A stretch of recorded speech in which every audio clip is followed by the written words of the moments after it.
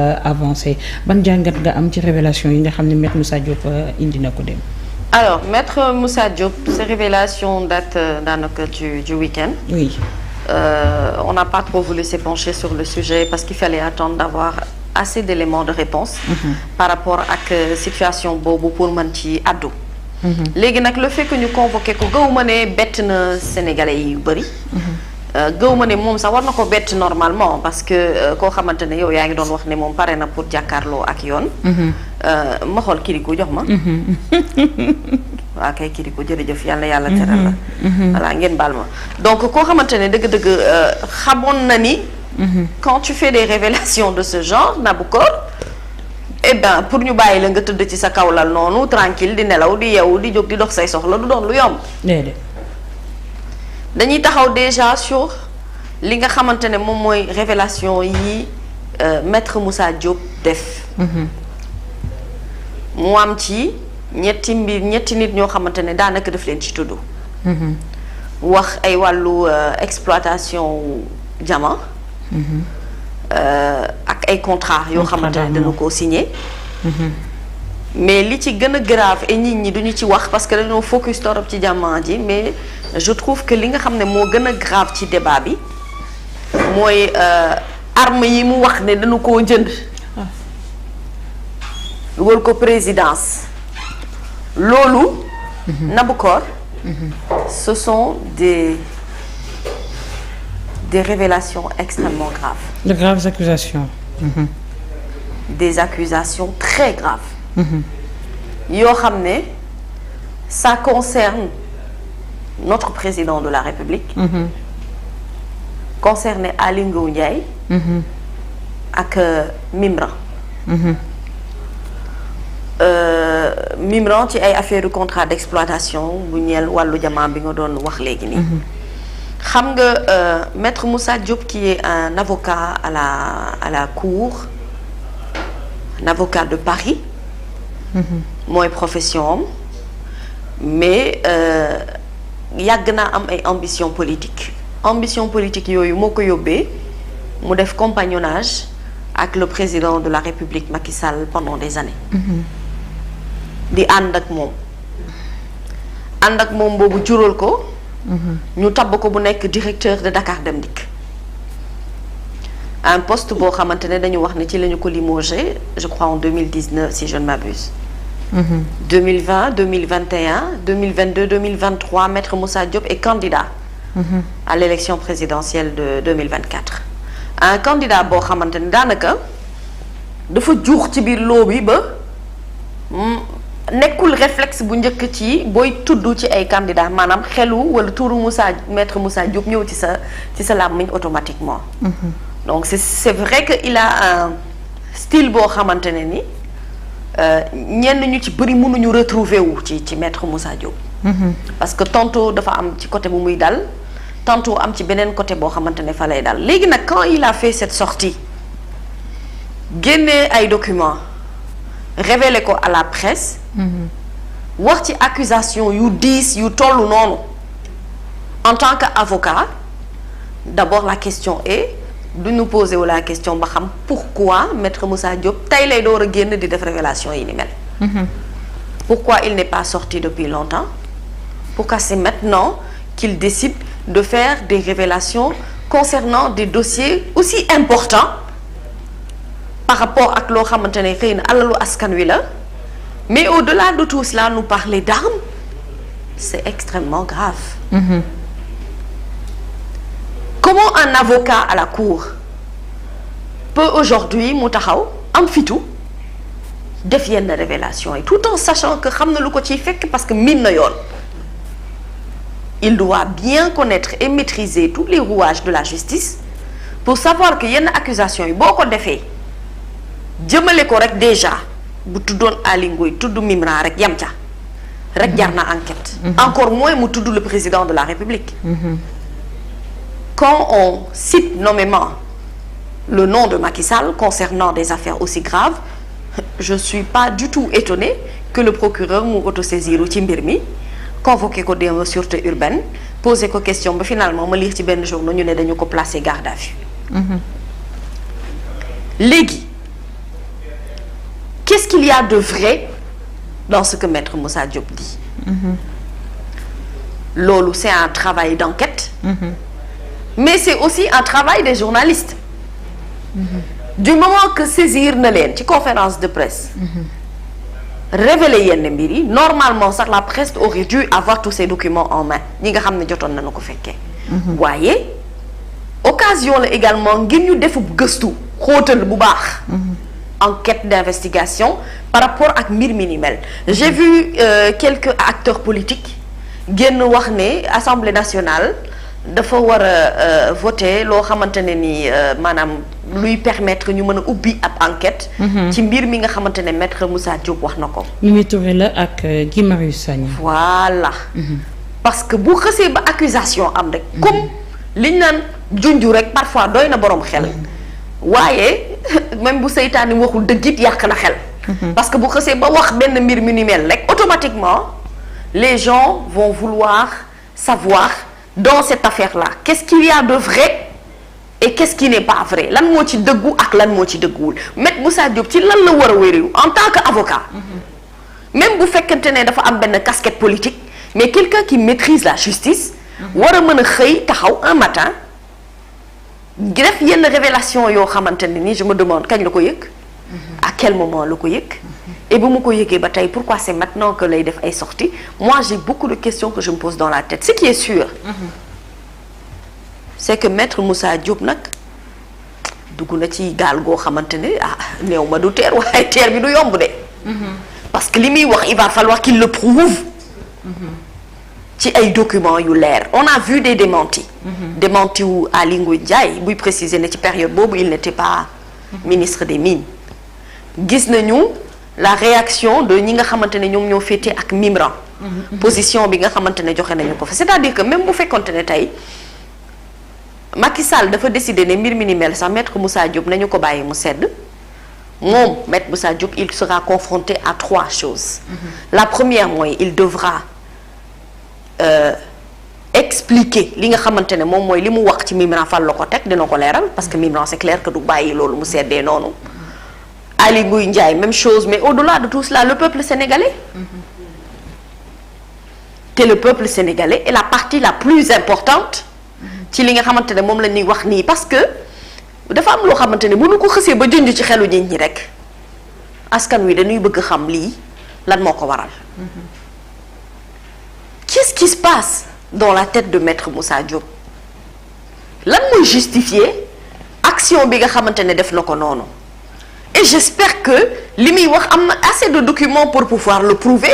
parce que pour se sortir ci li muy wax ni il faut mu am lu ko leer. ay documents si la doon génne di ko wone te bi mu waxee ba pare dani lii teaser la dama leen di xaar ñu réagir ma génn. non mais c'est que moom xam na ne lii duñu ko xaar muy génn. te ku xam Maître Moussa Diop xam ni c'est un avocat mais mami dama bëgg ñu ñëw ci propos yi nga xam ni wax na ko walla révélation yi nga xam ni wax na ko gravité bi fan lay tollu parce que lu toll ni jamaa ajaratu waxatuñu or waxatuñu gaz waxatuñu pétrole waxatuñu yeneen ak yeneen yi nga xam ni suñu suuf am na ko te ba tey askanu Sénégal ñu ngi ciy réclamer li nga xam ni ñoom moom lañ ci moom te mënaguñu koo gis ndax chaque jour ñu ne ñu ngi koy exploiter fii la toll lii lañ ci am liñ ci am doy ñu nañu renégocier les contrats mais lu toll ni jamaa cim réew bu fekkee ni propos yi nga xam ni Maître Moussa Diop wax na ko wala révélation yi mu def wax na ko lu toll ni jamaate askanu Sénégal yéeguñu ko la gravité de ces propos. ndax gouvernement tamit waruñu génn daal di répondre ci li mu wax dëggal wala weddi pour ñu xam nit ñun fan la ñuy féete. waaw ndax jamaa tamit du lu ndaw. waaw du lu ndaw mais nag bëgg naa quand même sénégalais yi ñu tey torop tuuti ci dossier bi. d'accord. bëgg naa nit ñi ànd ci ak dal bu baax a baax. et puis ñu utiliser sunu xel pour réfléchir. dafa am loo xamante ne ni néew ma suufu Sénégal mënu koo am ndax suufu Sénégal yàlla teral nañu xeetu richesse bu nekk. mais en tout cas richesse yoo xamante ne nekk na fii te ñu révélé ko mooy yi ñu xam ne loolu existé na am na fii loolu sénégalais yi xanaa luñ ciy kaskay mooy maanaam bu ñu xësee ba toll ci wàllum exploitation. toll ci wàllu maanaam ñu war a am ay revenu ci mbir mi ni mel que sénégalais yi mën cee gis boppam coowal pétrole bi yëpp lu ko waral du loolu. découvrir nañu fi ay zircon découvrir nañu fi beaucoup de matières yoo xamante ne c'est des richesses que le Sénégal possède nagu balaa ñoo jëm ci jamaa dafa sori mais suñu or bii ñu am nii rek déjà mais les Sénégalais ont beaucoup de questions à demander à ce gouvernement par rapport ak exploitation or bi ndax nee nañu à chaque fois mënuñu comprendre naka la or mën a nekk ci suuf ku mel ni daanaka Kédougou parce que su ma génnee foofu dafay sori te ña fa nekk ñoom ci seen jëmmi bopp feeñul ci seen i mbir. mënuñu koo jëfandikoo donc loolu rek question la c'est-à-dire que état bi dafa bëri loo xamante ne askan wi dañ leen koy laaj en termes de réponse yu ñu war a apporter parce que lu ci bëri ci ñun maanaam on est resté sur notre faim dafa am lu bëri loo xamante ne amuñu ci réponse Diama kañ la nekk ci suufu Sénégal bi mu fi nekkee lan moo tax nit ñi xamuñu ko est-ce que kon maître Moussa Diop li muy wax maanaam am na firnde fu mu ko teg. Parce que les documents, oui, il a montré, mais il ne l'a pas donné à la presse. Attention. moo tax ma ne journalistes yi dafa am liggéey bu ñu war a def liggéey d'investigation gas creuser xóotal xam nga même bu fekkee ñee dañuy def seen wàll ñun journaliste dafa am lu bari loo xamante ne suñu wàllu bopp la c'est une question de responsabilité quand un journaliste on t'appelle nga ñëw assister à une conférence de presse on te fait part de révélation te alors que dañ la faire part de révélation rek mais joxuñu la le document en main boo mën a téye pour mën après yow à usage d'exploitation personnelle nga mën a xuus pour mën a jëm li ci biir damay tey tuuti te dama ne la boo génnee casquette avocat bi maître Moussa Diop est un acteur politique c'est quelqu'un qui était le compagnon du président de la République Macky Sall pendant des années dégg nañ ko fi direction wu Dakar Dem Dikk mu di ko gérer pendant des années am na loo xamante ne sax jotoon nañ ko fi tuumaal mu juróon jot coow ci li nga xamante ne moom mooy yorin gi ci Dem Dikk ak leen lu ci topp bien que ba fii dëgg la amul lenn lu ñu ko mën a toppee. booy xool yàgg na ko wax kay. yàgg na koo wax amul lu ñu koy toppee ba tey. bu nu amoon lu ñu koy toppee ba tey kenn waxatu ko. parce que le fait que mu génn rek xëy na mënoon na nekk alibi pour loolu. actuellement ci timing bi pour un candidat à la candidature ci présidentielle bu 2024 mën na nekk stratégie wala peut-être pour alimenter le débat. waaw mën na nekk loolu mais ce que je veux dire c'est que s'il y a bel et bien. Diamant fii ci Sénégal nanu gëstu pour loolu moom mi ko wax. na apporter les éléments de preuve parce que nag fee mu nekk moom de toute façon élément de preuve rek moo ko fi mën a génne. moo ko fi mën a génne effectivement. fee mu nekk moom fee ñu ko woo foofu ñu ko teg ne ko kaay yi nga waxtaan ak ñun xam nga man je ne me base pas sur des propos yoo xamante ne dañ koy teg nii rek c'est-à-dire je suis pas du genre à consommer lépp loo xamante ne dañ ma ko jox rek je prends ça pour acquis. léegi nag il faut voir l'autre revers de la chose c'est-à-dire que boobu ba tey ñoom ñu ngi soulever débat comme quoi Ousmane Sonko dafa jot ay fonds yoo xamante ne mu ngi jugee Qatar ñooñu di ko waxtaane mais ñu xëy tuumaal leen kon ñoom am nañ problème léegi kon ñoom nañ jéem a xool tuuma bi tamit nu ñu ko war a dindee te au-delà de procureur autosaisir bien que c'est un dossier boo xamante ne fu mu nekk ni dugg na ci wàllub yoon maanaam ci wàllum wax ak ci wàllum saytu am na foo ci war a yam ba keroog ba ngay am plus d'éléments de preuve yu lay permettre nga gën a xuus mais ñoom ñii ci seen jëmmi bopp ñi nga xamante ne ñoom la nu tuumaal mbir mi ni mel pour setal seen setal der boobu dafa war a nekk de façon publique. oui maanaam dossier bi luñ ciy nëbb ak di ko lakk-lakkal amatu ci. ah déedéet jamaa bu amee ci réew mi. waaw déedéet te jamaa moo gën a sedd. nabu tekki naa man li gën a garaaw mooy armement yi. waaw et personne n'en parle. loolu moo gën a grave. man pour man boobu. loolu moo gën a grave. parce que bu jamaa amee fii daañu ko découvrir moom ala kulliyaal moom muy neex di naqari moom bu fekkente ne lii xës na ba am. defe naa ne gëstu yi war nañu mën a gën a yëngu ci mbir mi ni mel. bu fekkente ne am na tôt ou tard les gens vont le découvrir parce que gaw ma ne suufu Sénégal gi mën na fee am lenn loo xamante ne xéewal la lu Sénégalais yi war a jëfandikoo te boobu ba léegi duñu ko découvrir. mais ndax dina am suite ndax l'histoire dafa war a am suite voilà amoon na fi bu yàggul dara. ñu tudd fii affaire contrat d'armement ci lu toll ci 45 milliards. avec le ministère de l'environnement. voilà ba tey nii amoo ci lu la leer comme man it aw ma ci lu ma leer. mais looloo tax nag nombre de Sénégalais aussi kenn mësuñoo leeral. ci jëm ci contrat d'armement boobu noonu. tey maître Moussa Diop def accusation yu ni toll nekk avocat bu mag xam na li ko ci mën a fekk tey ñoom tamit gravité bi wala aussi ndax li ñu ciy xaar ñun comme en termes de réponse wala pour leeral ñu mën a xam fan la ñuy féete ndax dinañ ko ci amit ajaratu. billaahi gis nga Nabou Cor moo tax gis nga yenn wax yi bu nu ko xësee wax rek automatiquement xel day ñaaw mënoo ci dara. man ñaaw na pare. c'est normal non yëfi nit la xam nga lu tax yëfi nit la boo déggee ñu ne il y a beaucoup de dossiers inachevés dans ce pays yoo xamante ne dañu sénégalais yi ba tey dañu toog di xaar maanaam pour xam nu wànnent di mu jékki gëtam te boobu ba léegi ñun ñëpp amuñu élément de réponse assez suffisante luy war a mën a tax page boobu ñu tëj ko pour mën a jàll ci leneen bokk na ci dossier fond Covid bi les plus grands scandales bokk na ci 45 milliards armement yi ngay wax ni ministère de l'environnement donc bu fekkee maître Moussa Diop dafa xëy ñëw taxaw nenu am na ay armes yu ñu jënd te mu nga biir présidence mais loolu Nabou Cor link bi nga def nii moom la doomu aadama yu ci bëri yu normal di def bu fekkonte ne dossier 45 milliards yooyu ñu wax ci ay affaire au ministère de l'environnement apporter nañ ci tous les éléments de preuve fermer ce dossier clos mu leer ci boppu sénégalais yi rattachement bi nga def nii ñi duñ ko ci def mais loolu moo gën a gravati que ñuy wax ne jamaa daf fi am parce que jamaa bu fi amee du ñu mucc loolu laay wax ne tôt ou tard dinañ ko xam xanaa dama yaakaar ni du dëgg moo tax la seule personne qui peut apporter des éléments de réponse par rapport ak accusation yi mu def mooy Ndeye Djiby Ligui moom maître Moussa Diop de toutes les façons li ma la wax du dañ mooy ne moom preuve yu dëgër yu leer yu mu teg fu leer nañ mooy war a mën a tax mu génn ci li mu nekk nii parce que li mu nekk nii accusé un chef d'État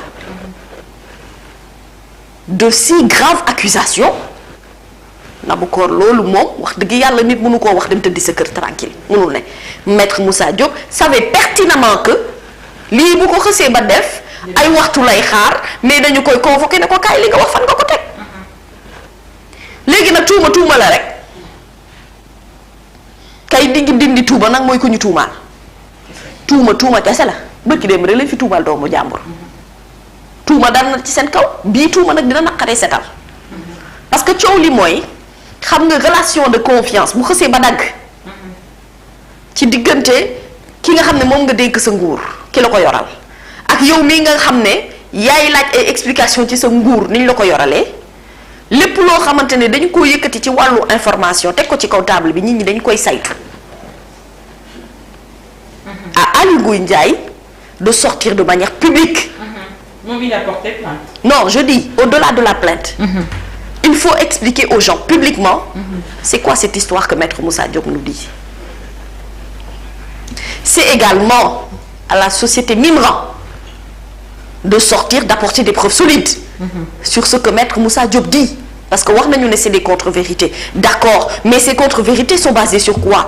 Quand est-ce que le maître Moussa Diop a eu le courage mu def conférence de presse wax accusation yu ni mel jëmale ko ci ñaari nit ñu ne den na waaye nga teg ko ci ndoddu président de la République. Man dama xamul ndax yéen a ngi mesurer gravité propos yi nga xam ne moom la maître Moussa Diop wax. léegi nag la justice est en train de faire li nga xamante ne moom mooy seen liggéey dëgg la ñoom ñoo war a apporter lu leer par rapport ak mbir mi ni mel mais ci mbir mi sénégalais yi dañ cee bëgg lu leer parce que mbiri fond Covid bi ba tey dafa lëndëm ci suñu bopp scandalu 45 milliards yi ba tey dafa lëndëm ci suñu bopp donc lii bu ñu ko génneewaate dina gën a lëndëm suñu bopp te fekkoon na mbir mi xaw a lëndëm suñu bopp ci mbiri or bi. yaa ngi dégg bu nit ñi di xalaat ni exploitation pétrole bi ñu yaakaar ni xëy na benn nit rek moo ko war a mën a gérer ñu ne ko non non yow rek amoo xam-xam ci réew mi ñi am xam-xam ci réew mi bari nañu te Sénégal bu ñu ko xësee ba indexé wala wane ko ne ko yow am nga nangam ci ay wàlli maanaam richesse yoo xamante ne am nga ko automatiquement dafay attirer ñi nga xamante ne ñooy les investisseurs yi nekk bitim réew de Sénégal day daal di mel ni lem rek boo xamante ne yamb yi ca la ñuy topp rek di béw moo tax lii dafa dépasser être même une affaire d'État. Oui. Là c'est une affaire de personne. Et c'est une affaire qui concerne les Sénégalais. Chaque jour que je fais ñoom ñooy toog foofu naan na Ousmane Sonko leeral waaye ñoom tamit nañ leeral nag tuuma la rek nab. tuuma kese la te tuuma bii li tax mu doy waar mooy ci ki mu jóge dañoo jàpp ni ñu bëri jàpp ni du nit koo xamante ne du wax ay waxu naxa saxa ndànk. Moussa Diop nag wax dëgg yàlla bu demee bu fi mu toll nii war a nekk candidat à l'élection présidentielle ak li mu jot a jaar ci parcours toog ba fii di wax ay waxi naxa saxa ndànk na xanaa ma yaakaar ne kon Moussa dañ koo laal. wala Moussa li mu nekkee da koo tay dëgg la yow lu la leer ne ça peut te coûter ta liberté. et tu risques des peines lourdes par rapport ak li nga xamante ne moom mooy def ni xanaa dama yaakaar ne doo ko waxee nii ci ay waxi caaxaan ak ay waxi yaa ma neex rek moo tax nag quelqu'un comme tu dis qui maîtrise le droit qui a fait du droit qui continue à faire du droit qui n'est pas dans n'importe quel barreau dans le barreau de Paris un avocat boo xamante ne am na parcours am xam na yoon xam virgule ak point wu yoon kooku bu génnee di wax mi ni mel ñun sénégalais yi ñoo ci war a tey tuuti waaye ñoom ñoo war a leeral ci lépp loo xamante ne jur na ci dossier bi ni mel parce que nag c'est un dossier boo xamante ne ni duñu ko gaaw a fayandi noonu léegi nag Sénégal dañoo am benn problème boo xamante ne dafa nekk ci ñun mooy ne mbir dafay xew dañu def ko actualité on peut en parler pendant quelques semaines après bu ñu paree ñu fàtte loolu dem attaqué waat beneen actualité boo xam ne nit ñi ci la ñu te dafa am ay mbir yoo xamante ne dafa am solo te loolu dafa war a am finalité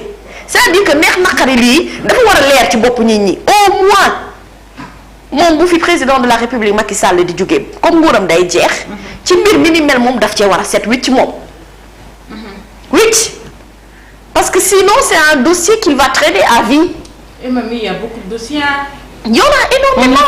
On en finit. En fait, le problème mooy li may laaj pourquoi ce régime duñu communiquer assez ak peuple bi parce que souvent dañu nemmeeku même bu dul maître Moussa Diop peut-être di woon Ousmane Sonko wala mu nekk keneen ak keneen à chaque fois dañuy xëy rek gis ay révélation bu ñu gisee ay révélation ba tey mais c'est sans réponse dañuy génn souvent pour dire que tegoo leen ko fenn wala ñu jàpp kooku tëj indil ay preuves defal nangam mais duñu communiquer assez avec le peuple. Pourquoi?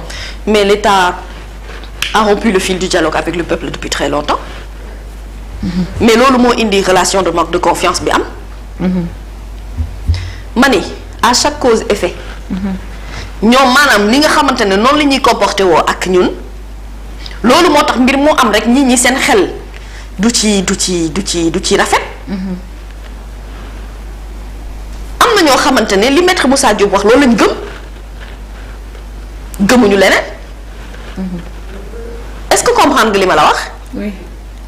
am na ñoo xamante ne xëy na dinañu xaw a toog tuuti sur le accorder un peu le bénéfice du doute moi je serais un peu par prudence ci côté boobu vraiment. ma tëb rek jiiñ accusé j'attendrai d'avoir des preuves solides que maître Moussa Diop va nous apporter. S'il sort de cette histoire par la grande porte génn ci loxo yoon gii génn taxawaat ci kanamu askan wi boobaa ma ne maître Moussa Diop nag li muy wax nii nag wax dëgg yàlla fu wéer te fu dëgër la côté. Faudra encore sortir des mains de la justice en ce moment parce que Naboucor nit looy wax moom na la leer ne li ngay wax am na foo ko teg buñ la woowee ne la yow diw li nga wax fan nga ko teg nga ne fii laa ko teg. balaa ngay def comme lu mbirum Abdoul Mbaye Ba. waaw. ñu yóbbu la foofu nga ne li ngay wax amoo ci benn preuve. non loolu moom c'est-à-dire que góor bu nekk war na ko moytu. loolu soxlawul nga nekk njiit wala nga nekk responsable wala nga nekk qui que ce soit. c'est-à-dire que sama yaay daf daan faral di wax naan xamuma leeruma tëjul kenn kaso. déedéet. mais loolu xës ba yëkkati sa kàddu teg ko moom loolu daf laa war a leer nañ. am na foo ko war a teg. tollootuñu ci réew mi foo xamante ne wax dëgg yàlla nit ñi dañuy xëy dina wax ay mbir yoo xamante ne ñu dañ cee war a toog di ci concentré te amuñu ci benn élément de preuve. On a besoin d'avoir des preuves solides. Et cet état-là, en termes de communication, ils ont tout fait. Choisi les meilleurs journalistes. Choisi les meilleurs experts. yoo xamante ne ñoo leen di gérer ay communication te ba léegi pourtant communication boobu maanaam ñun sénégalais yi gisuñu ci seen bopp on a l'impression que il s'adresse à qui kat lay waxal du ñun peuple bi de xanaa parce que amuñu impression ne ñun vraiment am nañu interlocuteur bi ñu war a am par rapport ak yenn questions yi peut-être pourtant sénégalais yi dañoo war a xam nag loolu exigence la.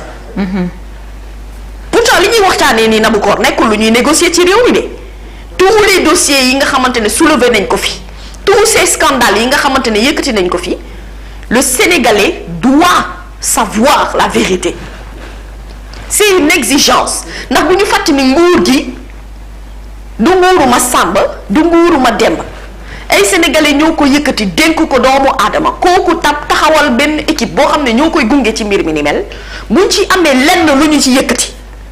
ne lii kat wax dëgg yàlla mbir la moo xamante ne xew na ci réew mi danoo war a expliquer sénégalais yi ba mu leer ci seen bopp. ne xew-xew bii am nii la tëddee nii la demee ba pare bañ a yem ci kàddu kese accompagner ko ak ay éléments de preuve solides. su ko defee la page est tournée et on ne revient plus là-dessus. mais il y a beaucoup de dossiers dans ce pays où les gens yoo xamante ne ba léegi maanaam leerul ci seen bopp boo ñëwee ci Prodac ah coow li lu muy bari mais ba tey nit ñi am lu bari loo xam ne leeragul ci seen bopp Mame Mbaye Niang lu carrière politique rafet lu mu ñaaw du tere fu mu mënti dem dina diriwaale dossier Prodac ak moom. ñu ne dina waaye ñu ñëw ci fond Covid-19 ce scandale là amul scandale bu ko gën a mag ci réew mi. te ba fii ñu toog rien. ñu ne déet na waaye nga wax affaire ministre de l'environnement contrat armement 45 milliards. ba léegi fi ñu toog Sénégalais yi amuñu ay réponses. aujourd'hui on se réveille on nous dit y a Jama au Sénégal ah bon. l'histoire des 94 milliards aussi ah. 94 milliards yi. les dossiers de l'OFNAC. les dossiers de l'OFNAC ñi ñu épinglé ñëpp. borom pengu yi ñoom borom pengu yi am nañu fu ñu toll. te ndaw si fi bi mu fiy jógee. mu ne jox na procureur ñaata dossier te boobu ba tey kenn wootewul. mënuñu ko fàtte nag. anañu mënul nekk. waa léegi ñu bëgg ñu divertir duñu wax ay waxu financement wu ko jóge Qatar dama lay wax comme si on n'avait pas assez de choses à régler dans ce pays. et j'ai l'impression qu'on n'a même pas le droit de se poser des questions. alors que lii alal ñëppi la lu ne ku ne ngi ci ñoo leen ko dénk en fait ñoom dañu ameel ay réponses ñun. non nit ñu amee ay réponse ëpp na ñun droit wu laaj leen li leen dénk naka ngeen ko yore. waaw par force la loolu. finalement laaj bi sax délit la. waa déedéet laaj bi mënul nekk délit loolu par force la na boobu. parce que li ñu fi wax nii yëpp ce n'est pas nous le peuple ñoo ko wax. non. donc ki am droit laaj la yow am nga devoir. mais évidemment non c'est-à-dire que loolu par force la Naboucor. d'accord. le peuple doit avoir des réponses par rapport ak yenn questions yi ñuy posé par force la na moom. te loolu sax c'est leur rendre la vie facile à eux. yombalal leen seen dund yombalal leen seen liggéey.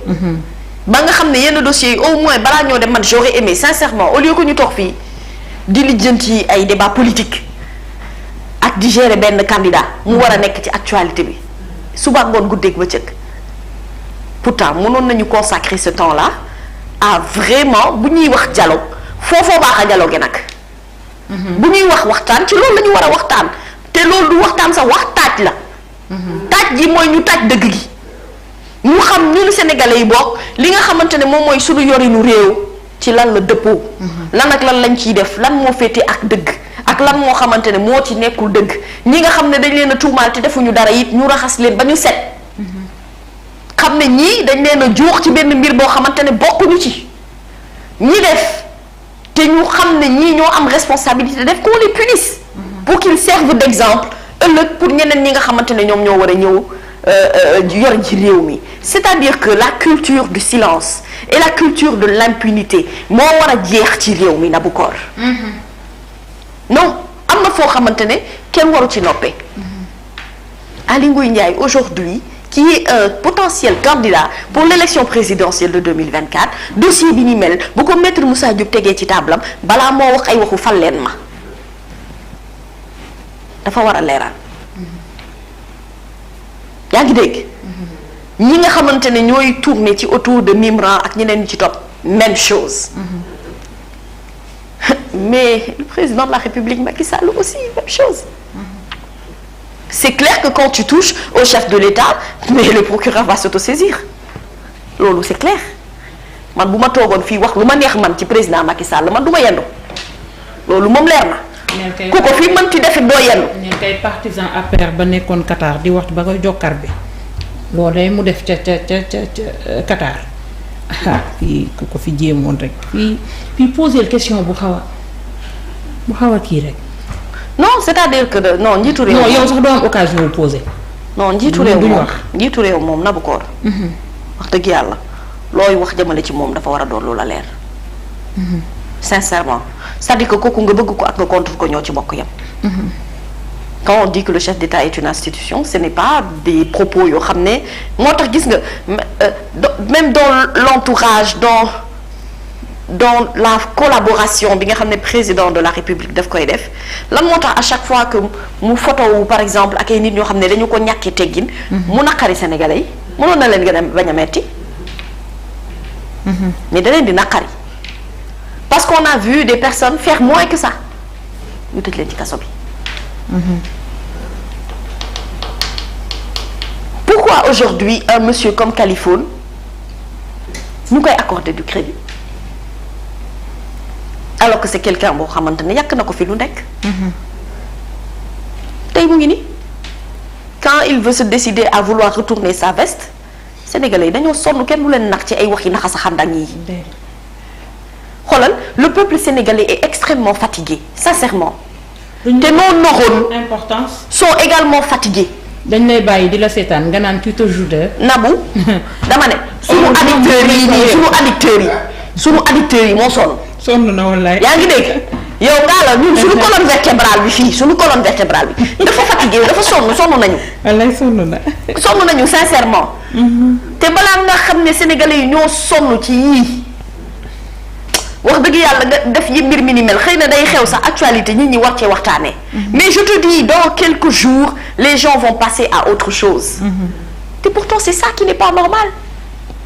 On ne doit pas pouvoir tourner la page aussi facilement. On doit avoir des éléments de réponse par rapport ak li ñuy laaj. dañ ci war a am ay tontu yu leer mais Moussa Diop li ngay wax nii il faut nga wax ñu fan nga ko teg. il faut nga wax ñu fan nga ko teg. ci yan base solide nga ko teg. Man, je ne parle pas de politique, je suis pas politique. Je suis un Sénégalais lambda qui, quand tu me donnes une information, je ne l'avale pas. balaa ma ko avalé kay di ko wan naa su muy jàll moom kay damay def may lenn li nga wax ne am na foo ko teg fu leer. wala tamit mam yi ñu ji ñu génn daal di weddi. aussi def comme ni CREI daan def. aussi laata ñu koy supprimer. CREI man Karim Wade. waaw yow CREI yi nga xam ne Karim Wade rek la fi àtte. waaw dañ ko jàpp ba pare ne ko yaa def lii waaye utile firndeel ne utile preuve ne yow defuloo. léegi ñoom ñi ñu jiiñ nañu uti firnde ni ñoom defuñu. man ni ñoom nañu après ñu uti gëm firnde leen. moom mi ko waxit na ut firnde.